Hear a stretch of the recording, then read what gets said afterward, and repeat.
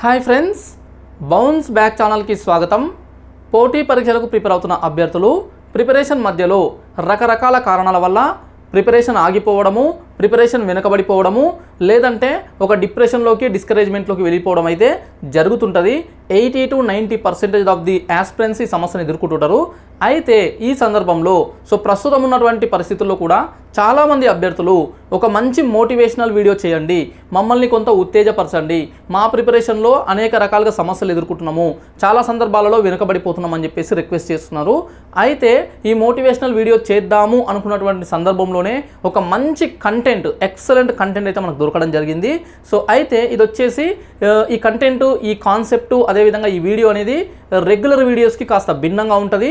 ఈ డిఫరెంట్ వీడియోని ఖచ్చితంగా పూర్తిగా చూడండి. పూర్తిగా చూస్తే మీరు ఒక కొత్త ఎక్స్పీరియన్స్ అండ్ కొత్త మోటివేషన్ అయితే పొందుతారు. ఖచ్చితంగా వీడియో పూర్తిగా చూసిన తర్వాత ఖచ్చితంగా నచ్చుతుంది. నచ్చితే లైక్ చేయండి, అవసరమవుతుంది అనిపిస్తే మీ మిత్రులకు షేర్ చేయండి. అదేవిధంగా ఛానల్ని కొత్తగా చూస్తున్న వాళ్ళు, సబ్స్క్రైబ్ చేసుకోకుండా ఉన్న వాళ్ళు సబ్స్క్రైబ్ చేసుకోవడం ద్వారా ఇలాంటి మంచి మంచి కంటెంట్ మీకైతే రెగ్యులర్గా రీచ్ అవుతుంది. కాబట్టి సబ్స్క్రైబ్ చేసుకోండి. ఓకే, ఫ్రెండ్స్, ఈ వీడియో స్టార్ట్ చేసే ముందు చిన్న అనౌన్స్మెంట్.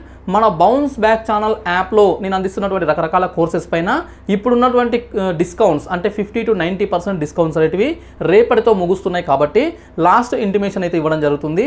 మీకు ఎవరికైనా ఏ కోర్స్ అయినా కావాలి అని అనుకుంటే మీరు యాప్ లింక్ డిస్క్రిప్షన్లో ఇస్తా, అక్కడ నుంచి యాప్ డౌన్లోడ్ చేసి ఇన్స్టాల్ చేసుకొని మీరు ఏ కోర్స్ కావాలంటే ఆ కోర్స్ని మీరు కూపన్ కోడ్స్ ఉన్నాయి, కూపన్ కోడ్స్ యూజ్ చేసి తర్వాత పర్చేస్ చేయండి. అప్పుడే మీకు 50 నుంచి 90% వరకు డిస్కౌంట్స్ వస్తాయి.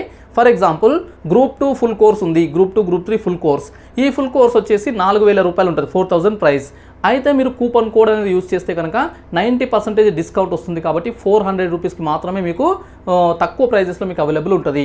ఈ ఆఫర్ ఒక్క రోజే అంటే రేపటి వరకే ఉంది. కాబట్టి సద్వినియోగం చేసుకోండి. This is information only. అవసరమైతే తీసుకోండి, లేదంటే స్కిప్ చేయండి. ఓకే, ఇక మనం అసలైన టాపిక్లోకి వెళ్ళిపోదాము.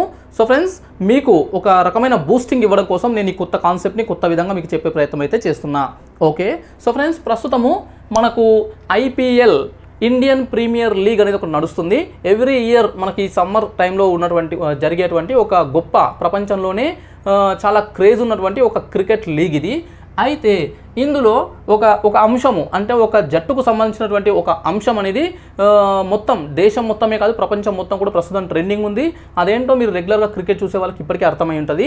అయితే దాన్ని మన పోటీ పరీక్షలకు లింక్ చేసుకొని ఎలా మోటివేట్ అవ్వాలి, ఎలా బూస్టప్ అవ్వాలి చూసే ప్రయత్నం చేద్దాం. అయితే ఇక్కడ చూడండి, టైటిల్ వచ్చేసి 1%, 1% అవకాశం ఉన్నా చాలు గెలవడానికి, 1% అవకాశం ఉన్నా చాలు గెలవడానికి అనే టైటిల్తోనే నేను ఇది మాట్లాడుతున్నా. ఎందుకు అంటే రాయల్ ఛాలెంజర్స్ బెంగళూరు అనే ఒక జట్టు, ఓకే, ఐపీఎల్లో ఆడుతున్నటువంటి 10 టీమ్స్లో అదొక టీము. ఇప్పటి వరకు ఒక్కసారి కూడా కప్పు గెలవలేదు, 3 సార్లు ఫైనల్కి వెళ్ళినా కూడా ఓటమితోనే బయటకు రావడం జరిగింది. అలాంటి టీం ఈసారైనా ఖచ్చితంగా కప్పు కొడుతుంది అని చెప్పేసి బెంగళూరు అభిమానులు కావచ్చు, అంటే కర్ణాటక వాసులు కావచ్చు, దేశవ్యాప్తంగా ఉన్నటువంటి ఆర్సీబీ ఫ్యాన్స్ అయితే ఎక్స్పెక్ట్ చేశారు. అయితే మొత్తం తలకిందులు అయ్యింది దీని అంచనాలు మొదట్లో.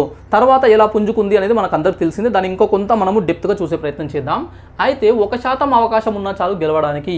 అయితే ఇక్కడ ఈ 1% అవకాశాన్ని ఉపయోగించుకొని 99% కష్టము, 99% వర్క్ మీద, మన ఎఫర్ట్స్ మీద, మన యొక్క కష్టం మీద, మన యొక్క ప్రయత్నం మీద ఫోకస్ చేస్తే ఆ 1%, రిమైనింగ్ 1% అనేది లక్ రూపంలో మనకి యాడ్ అవుతుంది.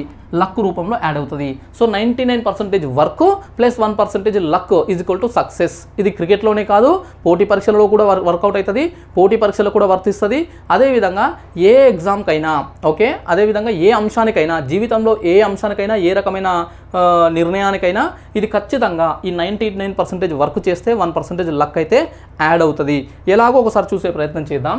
ఫ్రెండ్స్, ఇక్కడ ఆర్సీబీ అంటే నేను ఇప్పుడు ప్రస్తుతం ఇస్తున్నటువంటి ఎక్స్ప్లెనేషన్ నిర్వచనం వచ్చేసి ఆర్సీబీ అంటే ఇప్పుడు ఏమి ఇస్తున్నానంటే రికవర్. ఆర్ అంటే రికవర్, అంటే మనము ఏదైనా నష్టపోయినప్పుడు, ఏదైనా కోల్పోయినప్పుడు, లేదంటే ఏదైనా డ్యామేజ్ అయినప్పుడు దాని నుంచి మనము బయటపడము, మళ్ళీ మనము పునర్నిర్మించుకోవడము, దాన్నే మనము రికవర్ అని చెప్పేసి అంటాము. ఫర్ ఎగ్జాంపుల్ హెల్త్ డ్యామేజ్ అయిందనుకోండి, దానికి సంబంధించినటువంటి ట్రీట్మెంట్ తీసుకొని మందులు వాడుకొని మనం హెల్త్ని రికవర్ చేసుకుంటాం. ఓకే, ఆర్థికంగా డ్యామేజ్ అయిందనుకోండి, మళ్ళీ కష్టపడి మనము ఆ డబ్బును మళ్ళీ తిరిగి సంపాదించుకుంటాం. ఈ విధంగా రికవర్ కావడము. ఇక్కడ కూడా నష్టం జరిగినటువంటి లాస్ని రికవర్ కావడము ఆర్. సి అంటే ఏంటంటే కాన్సన్ట్రేట్ చేయాలి, కాన్సన్ట్రేషన్ తెచ్చుకోవాలి. సో మనం ఎప్పుడైతే నష్టపోతామో, ఎప్పుడైతే వెనుకబడిపోతామో, ఎప్పుడైతే మనం అవకాశాలను దాదాపుగా కోల్పోతామో, అక్కడ ఉన్నటువంటి ఏ కొద్దిపాటి అవకాశం ఉన్నా దాన్ని సద్వినియోగం చేసుకొని మళ్ళీ సక్సెస్లోకి రావాలి అని అంటే concentration is very very important. అందుకే ఈ ఆర్సీబీలో నేను C is equal to concentrate లేదా కాన్సన్ట్రేషన్ అని చెప్పేసి అంటారు. B is equal to bounce back. Okay, bounce back అంటే ఒక బంతిని గోడకు కానీ నేలకు కానీ ఎంత వేగంతో కొడితే అంత వేగంగా తిరిగి మళ్ళీ వెనక్కి రావడము. సో మనని ఎంత అణగదొక్కితే అంత పైకి మళ్ళీ రావడము, ఎంత వెనక్కి నెట్టితే అంత ముందుకు దూసుకురావడము. సో చర్య ఈజ్ ఈక్వల్ టు ప్రతిచర్య అంటాం కదా. చర్యకు సమానమైనటువంటి ప్రతిచర్య న్యూటన్ 3వ గమన నియమం ప్రకారం ఎలా అయితే ఉంటుందో అదేవిధంగా ఇక్కడ కూడా బౌన్స్ బ్యాక్ అనే దానికి అర్థం కూడా అదే. మనం ఏ విషయంలో అయినా సరే వెనకబడిపోయినామంటే సో అక్కడే ఆగిపోయి అక్కడ నుంచి ఇంకా వెనక్కి వెళ్ళిపోకుండా మళ్ళీ రెట్టింపు వేగంతో ముందుకు రావాలి. సో అయితే ఇక్కడ B is equal to bounce back అని చెప్పేసి అందుకే అన్నాము. బౌన్స్ బ్యాక్ అవ్వాలి అనే తపన, దానికి ప్రయత్నాలు అవన్నీ చేస్తే ఖచ్చితంగా ఆ సక్సెస్ వస్తుంది. అందుకే RCB is equal to recover, concentrate and bounce back, then you can easily get success. Okay, easily అనకూడదు, చాలా కష్టంగానే వస్తుంది, అయినప్పటికీ కూడా సక్సెస్ వస్తుంది. యూ కెన్ గెట్ సక్సెస్ అని చెప్పేసి అంటాము. అయితే సో ఇదంతా చెప్పడానికి రీజన్ ఏంటంటే ఈ సీజన్లో, ఈ ఐపీఎల్ సీజన్లో ఆర్సీబీ యొక్క ప్రయాణము. ఓకే, సో ఎన్నో ఆశలతోన ఈసారైనా కప్పు ఖచ్చితంగా కొడుతుంది అనే ఆశలతోన అభిమానులు ఈ సాలా కప్ నామ్దే అని చెప్పేసి ఒక స్లోగన్తోన వాళ్ళు ఎప్పుడు కూడా వాళ్ళని ఎంకరేజ్ చేస్తుంటారు. ఇలాంటి సందర్భంలో అడుగుపెట్టినటువంటి ఆర్సీబీ మొదటి మ్యాచ్లోనే ఓడిపోతుంది, తర్వాత రెండో మ్యాచ్లో గెలుస్తుంది. ఈ రెండు మ్యాచ్లు, మొదటి 2 మ్యాచ్లు ఒక ఓటమి ఒక గెలుపు తర్వాత అవి పెద్ద ఎఫెక్ట్ ఏం కాదు, ఎందుకంటే తర్వాత 12 మ్యాచ్లు ఉంటాయి, అందులో గెలవచ్చు. అయితే తర్వాత స్టార్ట్ అయ్యింది ఆర్సీబీ యొక్క పతనం మీన్స్ ఓటమిలు. వరుసగా 6 మ్యాచ్లు ఓడిపోవడము, కంటిన్యూస్లీ 6 మ్యాచెస్ ఓడిపోతుంది. 3వ మ్యాచ్ నుంచి 8వ మ్యాచ్ వరకు. అంతకుముందు ఒక మ్యాచ్ ఓడిపోయింది ఆల్రెడీ. సో మొత్తం అవుట్ ఆఫ్ 8 మ్యాచెస్, మొదట ఆడినటువంటి 8 మ్యాచ్లో 7 మ్యాచ్లు ఓడిపోయినటువంటి టీం. ఓకే, సో ఈ సందర్భంలో 21 ఏప్రిల్ ఒక very very important day. 21 April 2024 ఈ టీంకి, ఆర్సీబీ టీంకి వెరీ వెరీ ఇంపార్టెంట్ డే. ఆ రోజు ఏముందంటే మ్యాచ్ నెంబర్ 36, 36వ మ్యాచ్, ఐపీఎల్లో 36వ మ్యాచ్. సో ఈ టీంకి వచ్చేసి 8వ మ్యాచ్. అంతకుముందు 7 మ్యాచ్ల్లో 6 ఓడిపోయి ఉంది కాబట్టి, ఒకటే గెలిచింది కాబట్టి నెక్స్ట్ 7 ఉన్నాయి. 8వ మ్యాచ్ కాబట్టి మొత్తం ఈ మ్యాచ్తో కలిపి 7 ఉన్నాయి. 7కు 7 గెలిస్తే కానీ నెక్స్ట్ ప్లే ఆఫ్స్ ఆడే అవకాశం లేదు. అంటే కంటిన్యూస్లీ 7 మ్యాచెస్ గెలవాలి. ఒకటి ఓడిపోయినా దాదాపుగా బయటకు వచ్చేసినట్లే. ఎక్కడో కొన్ని రకరకాల సమీకరణాలు, రకరకాల క్యాలిక్యులేషన్స్, లక్కు, మిగతా 6 కూడా వరుసగా గెలవడము, ఇలా 10 చాలా రకాలుగా క్యాలిక్యులేషన్స్ ఉన్నాయి, ఈక్వేషన్స్ ఉన్నాయి. ఇలాంటి సందర్భంలో రిస్క్ లేకుండా చేరాలి అంటే ఖచ్చితంగా వరుసగా 7 గెలవాలి. సో అప్పుడు ఉన్నటువంటి match RCB royal Challengers Bengaluru versus Kolkata night riders match ఉంటుంది. ఆ మ్యాచ్లో తీవ్రంగా అంటే గెలవడానికి చేయాల్సిన అన్ని ప్రయత్నాలు చేసి ఆర్సీబీ చివరికి ఓడిపోతుంది. ఓకే, కేవలం ఒక రన్ తేడాతోనే ఓడిపోవడం జరుగుతుంది. ఆ మ్యాచ్లో మొదట కలకత్తా వచ్చేసి 222 రన్స్ చేస్తుంది, 222. అయితే ఆర్సీబీ 221 రన్స్ చేసి ఒక పరుగుతోనే ఓడిపోతుంది. ఈ 1 run margin is very very important. ఎందుకంటే పోటీ పరీక్షల్లో కూడా 1 మార్కుతో ఉద్యోగం కోల్పోయే వాళ్ళు ప్రతి నోటిఫికేషన్లో 10ల సంఖ్యలో 100ల సంఖ్యలో ఉంటారు వేకెన్సీస్ని బట్టి.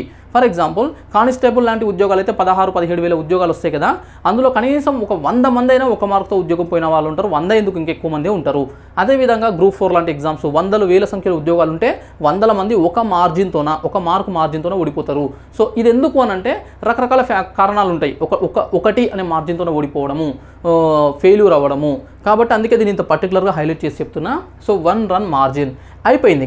ఇక్కడతో అప్పుడు పేపర్స్ కానీ, ప్రెడిక్షన్స్ కానీ, అదేవిధంగా అనాలిసిస్ చేసేటువంటి చాలామంది క్రికెట్ నిపుణులు కానీ ఎవరు చూసినా కూడా ఆర్సీబీ ఇంటికి వెళ్ళిపోయింది, ఆల్మోస్ట్ వెళ్ళిపోయింది. ఇంకా నెక్స్ట్ 6 మ్యాచెస్ ఉన్నాయి. అవి గెలిచినా కూడా అనేక రకాల సమీకరణాలు ఉన్నాయి, రకరకాల కాన్సెప్ట్స్ ఉన్నాయి, ఈక్వేషన్స్ ఉన్నాయి, అవన్నీ వర్కౌట్ అవ్వాలి. సో అవన్నీ అయ్యి లక్కు కలిసి వస్తే తప్ప లేదు. అది జస్ట్ టెక్నికల్గా ఉన్నటువంటి ఛాన్స్ మాత్రమే, థియరిటికల్గా ఉన్నటువంటి ఛాన్స్ మాత్రమే. But practically there is no chance అనే దానికి నిర్ణయానికి వచ్చారు, including RCB management also. RCB team యొక్క మేనేజ్మెంటు, అందులో ఉన్నటువంటి టీం కెప్టెను, అందులో ఉన్న ప్లేయర్స్ కూడా దాదాపుగా ఆ నిర్ణయానికి వచ్చినటువంటి సందర్భము ఈ 21 మార్చ్. ఆ రోజు మ్యాచ్ ఓడిపోవడము. అప్పుడు ఈ మ్యాచ్ అయిన తర్వాత పాయింట్స్ టేబుల్ ఒకసారి చూసినట్లయితే మొదటి స్థానంలో రాజస్థాన్ రాయల్స్ 12 పాయింట్స్ ఉన్నాయి. సెకండ్ కోల్కతా నైట్ రైడర్స్ 10 పాయింట్లు ఉన్నాయి. థర్డ్ సన్ రైజర్స్ హైదరాబాద్ ఉంది, 10 పాయింట్స్ ఉన్నాయి. ఫోర్త్ సిఎస్కే ఉంది, చెన్నై సూపర్ కింగ్స్ 8 పాయింట్స్ ఉన్నాయి. ఇక మిగతా 5 స్థానాల్లో మిగతా జట్లు ఉన్నాయి. లాస్ట్ టేబుల్ బాటంలో చివరిలో ఆర్సీబీ ఉంది, కేవలం ఒకటే గెలిచింది సెకండ్ మ్యాచ్, మిగతావన్నీ ఓడిపోయింది. అందులో వరుసగా 6 ఓటములు, 1 కాదు 2 కాదు, దెబ్బ మీద దెబ్బ 6 ఓటములు. సో మొత్తంగా చూసినట్లయితే టేబుల్లో టాప్లో రాజస్థాన్ ఉంటే చివరిలో ఆర్సీబీ ఉంది. ఓకే, టాప్లో రాజస్థాను, చివరిలో ఆర్సీబీ. ఇప్పుడు చూడండి, మనకు ప్లే ఆఫ్స్ జరగబోతున్నాయి కదా, ఆ ప్లే ఆఫ్స్లో ఎలిమినేటర్ అనేది ఒకటి ఉంటుంది. ఎలిమినేటర్లో ఆడబోయే జట్లు కూడా ఈ ఆర్ఆర్, రాజస్థాన్ రాయల్స్ మరియు ఆర్సీబీ. అంటే ఇంత డిఫరెన్స్ ఉన్న జట్లు ప్లే ఆఫ్స్లో ఎలిమినేటర్ ఆడబోతున్నాయి. సో ఇంత చేంజ్ ఎట్లా వచ్చింది అనేది ఒకసారి చూసే ప్రయత్నం చేద్దాం. అయితే ఈ సందర్భంలో ప్లే ఆఫ్స్ అంటే మనకు నెక్స్ట్ లెవెల్, ఆ నెక్స్ట్ లెవెల్కి కేవలం 10 టీంలలో 4 చేరుతాయి. అయితే ఈ ప్లే ఆఫ్స్ చేరడానికి ప్రెడిక్షన్స్ అంచనాలు, అవకాశాలు అని చెప్పేసి చెప్తుంటారు కదా, ప్రెడిక్షన్ మీటర్ ఏదైతే ఉంటుందో దాంట్లో 1% ఛాన్స్ మాత్రమే ఉంది. ఈ టైటిల్ కూడా అదే, 1% అవకాశం ఉన్నా చాలు. కేవలం 1% మాత్రమే అవకాశం ఉంది ఆర్సీబీ, రాయల్ ఛాలెంజర్స్ బెంగళూరు జట్టు ప్లే ఆఫ్స్ చేరడానికి. 99% ఛాన్సెస్ లేవు, 1% మాత్రమే అవకాశం ఉంది. అయినా కూడా గెలవచ్చు. ఎవరైనా మీరు ప్రిపరేషన్ చేస్తున్నప్పుడు ఎవరైనా, లేదంటే మీలో మీకే నాకు ఛాన్సెస్ లేవు, నాకు 99% ఛాన్స్ లేదు, నాకు గవర్నమెంట్ జాబ్ రావడానికి, సక్సెస్ అవ్వడానికి 99% ఛాన్స్ లేదు అనే సందర్భం వచ్చినప్పుడు కూడా మనం గెలవచ్చు అనే దానికి ఈ స్టోరీ ఇన్స్పిరేషన్గా తీసుకోవాలి. ఓకే, సో ఆ 1% చాలు, రిమైనింగ్ 99% వదిలేయండి. ఆ 1%ని బేస్ చేసుకొని 99% నీ ఎఫర్ట్స్ పెట్టి 1% లక్ యాడ్ అయితే నీకు ఆ 1% ఛాన్స్లోనే మీకు ఆ సక్సెస్ వచ్చే అవకాశం ఖచ్చితంగా ఉంటుంది. ఓకే, ఇది అన్నట్లు.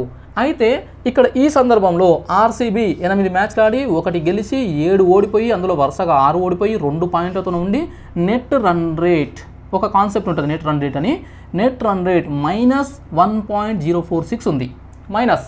నెగిటివ్ రన్ రేట్ ఉంది, -1.046, చాలా నెగిటివ్ రన్ రేట్ అది. అయితే ఈ సందర్భంలో తన సెకండ్ ఫేజ్, అంటే సెకండ్ ఇన్నింగ్స్ అనుకోవచ్చు, లేదంటే సెకండ్ ఫేజ్ స్టార్ట్ చేసింది. ఇక్కడ నుంచి ప్లే ఆఫ్స్ చేరాలంటే సమీకరణాలు ఎన్ని కలిసి రావాలి చూడండి. మిగతా 6 మ్యాచెస్ గెలవాలి, ఇది ఒక్కటి వాళ్ళ చేతుల్లో ఉంది. చేతుల్లో ఎట్లా ఉందంటే అవి కూడా గెలుస్తారని గ్యారంటీ లేదు, కానీ అద్భుతంగా ఆడితే వరుసగా 6 గెలిచే అవకాశం వాళ్ళ చేతుల్లో ఉంది. వాళ్ళు ఏమైనా కష్టపడినా, వాళ్ళు ఏమైనా ప్రయత్నించినా, వాళ్ళ యొక్క ఎఫర్ట్స్ చూపించాలనుకున్నా ఇది మాత్రమే చేయగలరు. 6కు 6 గెలవగలరు అంటే అది కూడా చాలా కష్టం అయినప్పటికీ కూడా వాళ్ళు ప్రయత్నం చేస్తే గెలవగలరు. ఇది వచ్చేసి ఆ టీం చేతిలో ఉన్నటువంటి అంశము.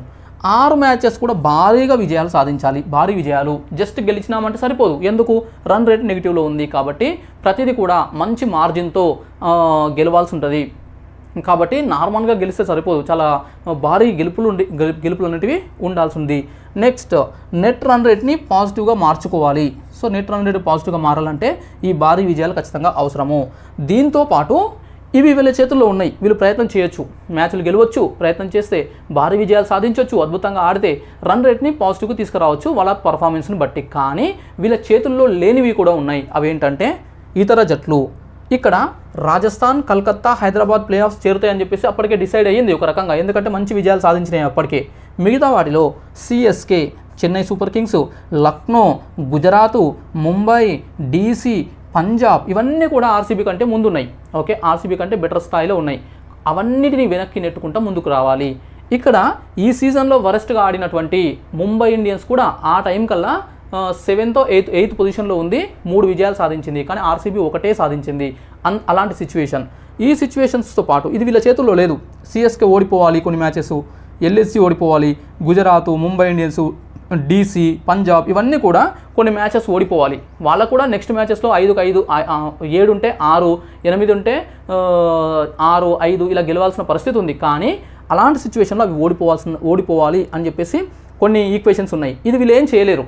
వీళ్ళ బెంగళూరు వాళ్ళు వేరే జట్లతో ఆడి ఓడిపోవడాన్ని వీళ్ళు శాసించలేరు.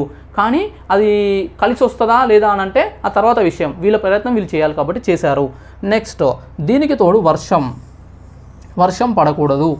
బెంగళూరు ఆడే మ్యాచెస్కి వర్షం పడకూడదు.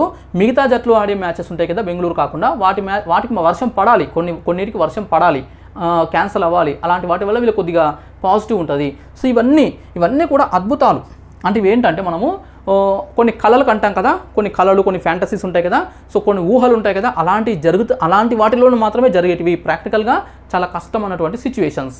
కానీ ఈ సందర్భంలో ఇక అయిపోయింది, ఇంకా ఏదో ఆడదాం, ఏదో ఆడదాంలే ఇంకా నెక్స్ట్ మ్యాచెస్ ముగించుకొని వెళ్ళిపోదాం అనేది లాగా కాకుండా మన చేతుల్లో ఉన్న 6 మ్యాచెస్ మనం గెలుద్దాం, భారీగా గెలుద్దాం, నెట్ రన్ రేట్ని పాజిటివ్ చేసుకుందాం, మిగతా విషయాలు దేవుడికి వదిలేద్దాం, మిగతా విషయాలు లక్కు వదిలేద్దాం, మనం చేయాల్సింది మనం చేస్తే జరగాల్సింది జరగచ్చు మనకు అనుకూలంగా అనే ఒక పాజిటివ్ మైండ్తోనే ఈ టీం అంతా కూడా ముందుకు వెళ్ళడం అనేది ఈరోజు అన్ని కోణాల్లో ఏ అంశానికి సంబంధించిన సరే మోటివేషనల్గా తీసుకోవడానికి ఒక మంచి కంటెంట్గా, ఒక మంచి ఇన్స్పిరేషన్గా, మంచి స్టోరీగా మిగిలిపోయింది.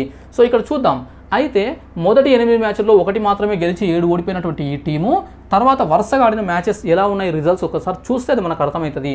మ్యాచ్ నెంబర్ 9, ఈ మ్యాచ్ నెంబర్ 9లో సన్ రైజర్స్ హైదరాబాద్తో ఆడింది. అయితే అంతకుముందే వీళ్ళు 7th మ్యాచ్ కూడా సన్ రైజర్స్ హైదరాబాద్తో ఆడారు. సో ఈ సన్ రైజర్స్ హైదరాబాద్ టీం అనేది ఈసారి మొత్తం ఐపీఎల్లోనే హైలైట్. ఎందుకంటే సో 250 పరుగులు అనేటివి 20 ఓవర్లలో కొట్టడము చాలా ఈజీ అన్నట్లుగా మార్చేసినటువంటి టీం. ముఖ్యంగా ఈ బెంగళూరు జట్టు పైన ఈ ఐపీఎల్ చరిత్రలోనే, ఐపీఎల్ మరియు ఇంటర్నేషనల్ క్రికెట్ అనుకుంటా మొత్తంలోనే అత్యధిక స్కోర్ 287 పరుగులు చేసి ఒక రికార్డు సృష్టించినటువంటి టీం. ఆ టీం అలాంటి జట్టు ఈ టీం పైన మ్యాచ్ ఉంది, ఎస్ఆర్హెచ్ పైన. ఓకే, కాబట్టి ఖచ్చితంగా ఓడిపోతారని చెప్పేసి అందరు అనుకున్నారు. సో ఈ మ్యాచ్ వచ్చేసి ఆర్సీబీ 35 రన్స్తోనే గెలిచింది. ఏదో 1 రన్ 2 రన్స్ కాదు, 35 రన్స్తోనే గెలిచింది. T20 క్రికెట్ ఫార్మేట్లో ఇది పెద్ద విజయమే. సాధారణంగా వన్డే టెస్ట్ మ్యాచెస్లో అయితే 100, 150, 200 పరుగులతోనే గెలుస్తుంటారు సాధారణంగా చాలా సందర్భాల్లో. అది అక్కడ కొద్దిగా భారీ విజయం అయితే ఇక్కడ 30-35 అన్నా కూడా పెద్ద విజయంగానే భావించవచ్చు. So RCB Sunrisers Hyderabad లాంటి బలమైన టీంతోన అంతకుముందే దారుణంగా ఓడిపోయింది. దారుణంగా మీన్స్ వాళ్ళు కూడా గట్టిగా ప్రయత్నించారు, అయినా కూడా 287 రన్స్ కొట్టినటువంటి టీం పైన విజయం సాధించారు 35 రన్స్తోన. అప్పుడు అందరూ అనుకున్నారు సరే ఒకటి కదా గెలిస్తే గెలవనులే, పోనీలే ఒకటి గెలిచింది అని చెప్పేసి చాలామంది అన్నారు. సోషల్ మీడియాలో నేను అప్పుడప్పుడు ఫాలో అవుతుంటాను. సో ఆ కామెంట్స్ అవన్నీ కూడా అందరి ఉద్దేశం అట్లా ఉన్నది.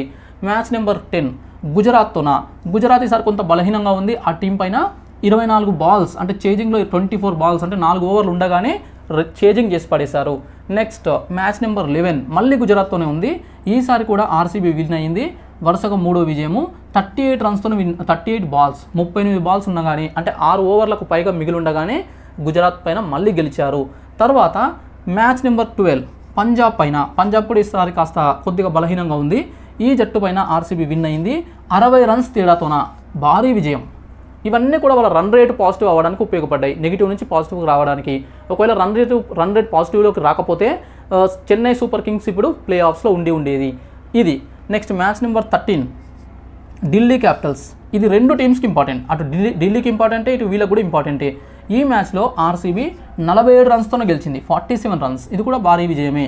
మ్యాచ్ నెంబర్ 14 ఇది ఇక ఒక రకంగా చెప్పాలంటే మొత్తం ఐపీఎల్లోనే హైలైట్ మ్యాచ్ అనుకోవచ్చు. Chennai super Kings versus royal Challengers Bengaluru 18th మే రోజున జరిగినటువంటి మ్యాచ్.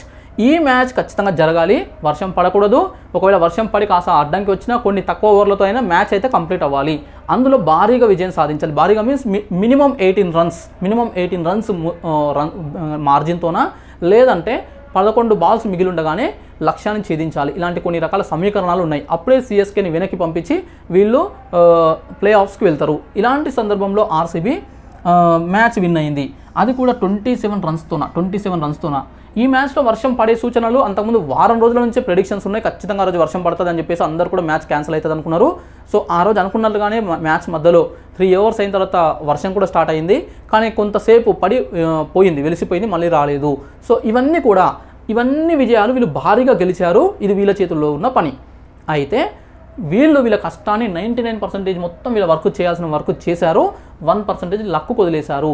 ఆ లక్కు కూడా వీళ్ళకి కలిసి వచ్చింది. సిఎస్కే కావచ్చు, ఎల్ఎస్జీ కావచ్చు, గుజరాత్ కావచ్చు, ముంబై కావచ్చు, డీసీ కావచ్చు, పంజాబ్ కావచ్చు, ఇవన్నీ కూడా వీళ్ళకు పాజిటివ్ అయ్యే విధంగా వీళ్ళు ఓడిపోయారు. అంటే కావాలని కాదు, అట్లా జరిగిపోయినాయి. అంటే లక్ ఎట్లా వస్తుందంటే ఈ విధంగా. రెండవది వర్షం పడకూడదు అనుకున్నారు వీళ్ళ మ్యాచ్లో. ఆర్సీబీ వాళ్ళ యొక్క చివరి మ్యాచ్లో వర్షం పడకూడదు అనుకున్నారు. అన్ని రోజులు బెంగళూరులో కుండపోతగా కురిసిన వర్షాలు ఆ రోజులు పడలేదు. కాసేపు పడి కూడా వాళ్ళకి ఇబ్బంది లేకుండా, కొంత డీలే అయిన తప్ప ఇబ్బంది లేకుండా మొత్తం మ్యాచ్ కంప్లీట్ అయ్యేలాగా సహకరించారు. అంటే మన ప్రయత్నాలు కరెక్ట్ ఉంటే, మన ప్రయత్నాలు గట్టిగా ఉంటే, మన ప్రయత్నాలు నిజాయితీగా ఉంటే, గెలవాలనే తపన మనది ఉంటే, సో ప్రకృతి నేచర్ అనేది మనకు సపోర్ట్ చేస్తుంది. గాడ్ ఒకవేళ ఉంటే ఖచ్చితంగా సపోర్ట్ చేస్తాడు అనేది నేను చెప్పాలనుకుంటున్నటువంటి విషయము. నేను చెప్పకపోయినా అది వాస్తవం. ఓకే, సో ఈ విధంగా ఆర్సీబీ ఫినిష్డ్ విత్ 14 పాయింట్స్, 14 పాయింట్లతో ఫినిష్ చేసింది league stage, group stage. 4th place మొత్తంలో 4th place plus positive run రేట్తోన ప్లస్ మైనస్లో ఉన్నది -1.046 ఉన్నది ప్లస్ 0.459 ఈ రన్ రేట్ వచ్చేసి మొత్తానికి ప్లే ఆఫ్స్ చేరింది. మరి టైటిల్ గెలుస్తుందా? ప్లే ఆఫ్లో ఇంకా వరుసగా 3 విజయాలు సాధించాలి. అవి గెలుస్తుందా అంటే గెలవచ్చు, గెలవకపోవచ్చు. కానీ ఇప్పుడున్నటువంటి వాళ్ళ యొక్క స్ట్రెంగ్త్, వాళ్ళ యొక్క మెంటల్ స్టేటస్, వాళ్ళ యొక్క పర్ఫార్మెన్స్, వాళ్ళ యొక్క పాజిటివ్స్ చూస్తే ఖచ్చితంగా అది కూడా జరగవచ్చు అన్నట్లుగా నాకు అనిపిస్తుంది నా అంచనాలు. అయితే ఏది జరిగినా ఇక్కడి వరకు చేరుకోవడం అనేది చాలా చాలా చాలా గ్రేట్. ఇలాంటిది చాలా రేర్గా జరుగుతుంది. ఇది వచ్చేసి ఫ్యూచర్లో క్రికెట్ టీమ్స్లో ఇలాంటి సిచ్యువేషన్స్లో ఇక మనకు ఛాన్సెస్ లేవు అన్న సిచ్యువేషన్లో కూడా మనం ముందుకెళ్ళొచ్చు. 1% అవకాశాన్ని పట్టుకొని కూడా మనం ముందుకెళ్ళొచ్చు అనేది ఐపీఎల్లో కావచ్చు, లేదంటే ఇంటర్నేషనల్ క్రికెట్లో కావచ్చు, ఖచ్చితంగా ఇన్స్పిరేషనల్గా నిలుస్తుంది. నాట్ ఓన్లీ ఫర్ క్రికెట్ ఒక్కటే కాదు, జీవితంలో ఏ అంశంలో అయినా, పోటీ పరీక్షలైనా, బిజినెస్ అయినా, లేదంటే ఇంకా దేంట్లో అయినా సరే మనం ఉన్నటువంటి 1% అవకాశాలను ఉపయోగించుకొని కూడా ముందుకెళ్ళొచ్చు అనేదానికి ఇది ఒక ఇన్స్పిరేషన్ స్టోరీ. ఓకే, ఇప్పుడు కంప్లీట్గా మన ప్రిపరేషన్ గురించి మాట్లాడదాము. ఇదంతా క్రికెట్ని మనం దాంతో పోల్చుకున్నాం కదా. ఇప్పుడు చూసినట్లయితే మనకు గవర్నమెంట్ జాబ్స్ కావాలి. మీరంతా కూడా గవర్నమెంట్ జాబ్స్కి ప్రిపేర్ అవుతున్నారు. ఈ ప్రిపరేషన్లో ఉద్యోగం రావాలంటే మనకు కూడా అనేక రకాల అడ్డంకులు ఉన్నాయి. చాలామంది రకరకాల కారణాలతో వెనుకబడిపోతున్నారు. కొందరికి ఫ్యామిలీ ప్రాబ్లమ్స్ ఉంటాయి, కొందరికి పర్సనల్ ప్రాబ్లమ్స్ ఉంటాయి, కొందరికి ఫినాన్షియల్ ప్రాబ్లమ్స్ ఉంటాయి, కొందరికి హెల్త్ ప్రాబ్లమ్స్ ఉంటాయి, కొందరికి డిస్టర్బెన్స్ ఎక్కువ ఉంటుంది, కొందరికి సరైన మెటీరియల్ ఉండదు, సరైన గైడెన్స్ ఉండదు. ఓకే, కొందరికి మెమొరీ పవర్ తక్కువ ఉంటుంది. సో ఇలా అనేక రకాల కారణాలు ఉంటాయి. అయితే రీజన్స్ ఏవైనా కూడా మీరు ఎంత వెనుకబడినా కూడా మీ ప్రయాణాన్ని ఆపొద్దు, ఇంకాస్త పెంచుకుంటూ ముందు కొనసాగండి.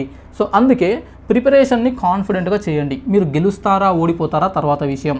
చాలామందికి ఓటమి భయం ఉంటుంది. చాలామందికి నేను వాళ్ళు చేసే మెసేజెస్లో చూస్తుంటా, నాకు వస్తుందా గవర్నమెంట్ జాబ్, నేను గెలుస్తానా లేదా, ఓకే సో నేను సక్సెస్ అవుతానా లేదా. ఈ డౌట్ ఎందుకు? కాంపిటేటివ్ ఎగ్జామ్స్లోకి వస్తున్నారు అంటేనే సక్సెస్ అవుతానని నమ్మి రావాలి. అఫ్కోర్స్ 100 మంది 1000 మంది పోటీ పడతారు. 1000 ఉద్యోగాలు ఉంటే 5 లక్షల మంది అప్లై చేస్తారు. ఒక పోస్టుకు 500 నుంచి 1000 మంది ఉంటారు. ఆ విషయం తెలిసే వస్తున్నావు కదా. కాంపిటేటివ్ ఎగ్జామ్స్లోకి వస్తే గెలుస్తానన్న నమ్మకంతోనే రా. ఒకవేళ ఆల్రెడీ వచ్చి ఉన్నారు మీరు కాబట్టి ఇప్పుడైనా గెలుస్తాను అనే నమ్మకాన్ని పెట్టుకోండి, సక్సెస్ అవుతామనే నమ్మకాన్ని పెట్టుకోండి, కాన్ఫిడెన్స్గా ప్రిపరేషన్ చేయండి. అయినా కూడా ఓడిపోతే తర్వాత చూద్దాం. రిజల్ట్ గురించి ఆలోచించొద్దు. రిజల్ట్ ఏమవుతుంది అని ఆలోచిస్తే మనం ముందుకు పోలేము. వీళ్ళు కూడా వరుసగా 6 మ్యాచ్లు గెలుస్తామా, ఏదో ఒకటి ఓడిపోయినా వెనక్కి వచ్చేస్తాం కదా అనుకుంటే 6 గెలవకపోయేవాళ్ళు. నిజంగానే ఏదో ఒకటి నిజంగానే ఓడిపోయేవాళ్ళు. కానీ 6 గెలవాలి, ప్రస్తుతం అయితే మన ముందున్న మ్యాచ్ని గెలవాలి అనుకున్నారు. నెక్స్ట్ మ్యాచ్ తన సంగతి తర్వాత. మనం కూడా ప్రిపరేషన్లో సక్సెస్ అవుతాం. దానికి కావాల్సిన పని మనం చేద్దాం అనుకోవాలి తప్ప ఇంత కాంపిటీషన్ ఉంది, అంత కాంపిటీషన్ ఉంది, నేను వెనుకబడిపోయినా, నేను ఇక్కడున్నా, వాళ్ళు అక్కడున్నారు, ఇలాంటి కంపారిజన్స్, ఈ భయాలు ఇవన్నీ కూడా పెట్టుకోవద్దు. సో ఫస్ట్ మనం కాన్ఫిడెంట్గా ఉండడమే మొదటి విజయం. ఓకే, నెక్స్ట్ 1% అవకాశం ఉన్నా కూడా వదులుకోకూడదు. ఇది వెరీ వెరీ ఇంపార్టెంట్. మనం ప్రిపేర్ అయ్యేటప్పుడు మధ్య మధ్యలో అనిపిస్తుంది, నా ప్రిపరేషన్ కంప్లీట్ కాలేదు, నా రివిజన్ కంప్లీట్ కాలేదు, నాకు మార్క్స్ రావట్లేదు, టెస్టులు రాస్తే నేను వెనకబడిపోతున్నా, లేదంటే నాకంటే ఇతరులకు చాలా మంచి మార్క్స్ వస్తున్నాయి, ఇలా అనేక రకాలు వస్తాయి, నాకు అవకాశాలు లేవు, దాదాపుగా ఇక నేను 99% నేను సక్సెస్ కాను, నేను ఫెయిల్యూర్ అవుతాను అనే సందర్భం వచ్చినా కూడా సెల్ఫ్ మోటివేషన్ చేసుకోవాలి. ఎందుకంటే ప్రతిసారి మోటివేట్ చేయడానికి మాలాంటి వ్యక్తులు అవైలబుల్గా ఉండకపోవచ్చు. So self motivation is very very important. అలా చేసుకొని ఆ ఉన్న ఒక్క అవకాశాన్ని మీరు ఉపయోగించుకోండి. సరే, ఆ ఒక్క అవకాశం అయితే ఉంది కదా, 1% ఉంది కదా, దాని ప్రయత్నం చేద్దాం.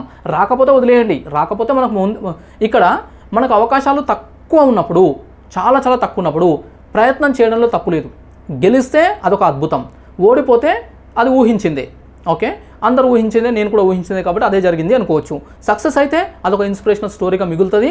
అట్లీస్ట్ మీలో మీకైనా సరే చాలా గొప్పగా ఫీల్ అవుతారు, గ్రేట్గా ఫీల్ అవుతారు. సో ఈ విధంగా చేయాలి. ఓకే, ముఖ్యంగా ఇక్కడ చేయాల్సింది ఏంటంటే ఈ బౌన్స్ బ్యాక్ అవ్వాలంటే కాన్సన్ట్రేషన్ చేసి రికవర్ అయ్యి, అంటే గతంలో జరిగిన ఓటమిల నుంచి రికవర్ అయ్యి దాన్ని మర్చిపోయి ఇప్పుడు ఏం చేయాలంటే ఒక్కొక్కటిగా ప్రస్తుతానికి ఈ మ్యాచ్ గెలవాలి, తర్వాత ఆ మ్యాచ్ అయిపోయిన తర్వాత ఇంకో మ్యాచ్, ఇలా ఒక్కొక్కటిగా ఫోకస్ చేస్తే అన్ని గెలవచ్చు. అన్ని 6 మ్యాచ్ల గురించి ఒకటేసారి ఆలోచిస్తే ఓడిపోతారు. ఇక్కడ కూడా మొత్తం అన్ని సబ్జెక్ట్స్ గురించి, అంత సిలబస్ గురించి, అంత ప్రిపరేషన్ మొత్తం ఒకటేసారి ఆలోచించొద్దు. ప్రస్తుతము ఈ ప్రిపరేషన్, ఈ సబ్జెక్ట్ని నేను పర్ఫెక్ట్ అవ్వాలి, దీని నుంచి ఇంత వెయిటేజ్ వస్తుంది, ప్రస్తుతము నేను ఇక్కడ వీక్ ఉన్నా, దీని మీద నేను ఫోకస్ చేయాలి. ఇలా ఒక్కొక్కటిగా మనకు మన బలహీనతలను తొలగించుకొని మనకు కావాల్సింది సాధించుకోవాలి. సో ఇదన్నట్లు 1% అవకాశం ఉన్నా వదులుకోకూడదు. ఇక 99% విజయం కోసం కష్టపడాలి. 1% అదృష్టం అదే వస్తుంది. కాంపిటేటివ్ ఎగ్జామ్స్లో కూడా మన కష్టం, మనం చదవాల్సిన చదువు, ప్రిపరేషన్ చేయాలి. ఓకే, మన ప్రిపరేషన్ చాలా స్టాండర్డ్గా ఉండాలి, ప్రిపరేషన్ చేయాలి. అదేవిధంగా మనకు కావాల్సిన టెస్ట్ సిరీస్లు ఉంటే రాయాలి అవసరమైతే. అదేవిధంగా రివిజన్ బాగా చేసుకోవాలి. ఏవైనా డౌట్స్ వస్తే మీకు అవైలబుల్ ఉన్నటువంటి పర్సన్స్ని కానీ, సీనియర్స్ని కానీ, మెంటర్స్ని కానీ మీకు అడగాల్సిన అవకాశం ఉంటే, అవసరం ఉంటే అడగాలి. అదేవిధంగా ఇంకా ఏదైనా అప్డేట్ చేసుకుని చేసుకోవాలి. మొత్తం మీరు అన్ని రకాల ప్రయత్నాలు చేయాలి. 1% లక్ ఎక్కడొస్తుంది అంటే ఎగ్జామినేషన్లో కొన్ని మనకు తెలియని ఆన్సర్సు మనం ఇంత చదువుంటాం కాబట్టి ఏదో ఒక రకంగా మనం కొంత కరెక్ట్ పెట్టే అవకాశాలు ఎక్కువ ఉంటాయి. ఇది ఒక రకంగా లక్. ఇంకొక రకంగా ఏంటంటే మనం పెట్టే దాంట్లో కరెక్ట్ అవ్వడం ఒక విషయం అయితే, మనకు కాంపిటీషన్స్ ఉన్నటువంటి ఇతరులు ఉంటారు కదా, వాళ్ళు ఎక్కడ ఉంటారు ఎవరు అనేది మనకు తెలియదు. కానీ వాళ్ళకు కొన్ని ఎక్కువగా నెగిటివ్ అయ్యి, అంటే వాళ్ళు పెట్టే దాంట్లో తప్పులు ఎక్కువ అయ్యి మనం పెట్టే దాంట్లో ఎక్కువ కరెక్ట్ అయినాయి అనుకో, అది కూడా లక్. సో ఇలాంటి లక్కులు అనేటివి మనకు తెలియకుండానే కలిసి వస్తుంటాయి. అలాంటివి మనకు 1% మాత్రమే ఆధారపడాలి. ఓకే, ఇది. సో ఈ విధంగా. నెక్స్ట్, విమర్శల గురించి అస్సలు పట్టించుకోకూడదు. అది క్రికెట్లో అయినా, జీవితంలో అయినా, కాంపిటేటివ్ ఎగ్జామ్స్లో అయినా విమర్శలు ఉంటాయి. మీ చుట్టూ ఉన్న వాళ్ళు ఇంకెప్పుడు వస్తుంది నీకు జాబు, నీకు జాబ్ వస్తుందా, నీకు వస్తుందా జాబు అని చెప్పేసి అంటుంటారు. సో ఇలాంటి చాలా రకాలుగా మనం వింటుంటాం. కొన్ని సందర్భాలలో మన ఫ్యామిలీలోనే అంటుంటారు, తల్లిదండ్రులు కావచ్చు, బ్రదర్స్ సిస్టర్స్ కావచ్చు, ఇంకెవరైనా కావచ్చు, మనకేడుస్తుంది అని చెప్పేసి అంటుంటారు. సో ఇవన్నీ కూడా విమర్శలు కూడా, గతంలో రాలేదు కదా అని చెప్పేసి ఇప్పుడు వరకు రాసినవి వచ్చినాయి కానీ ఇప్పుడు వస్తుందా అని చెప్పేసి అంటుంటారు.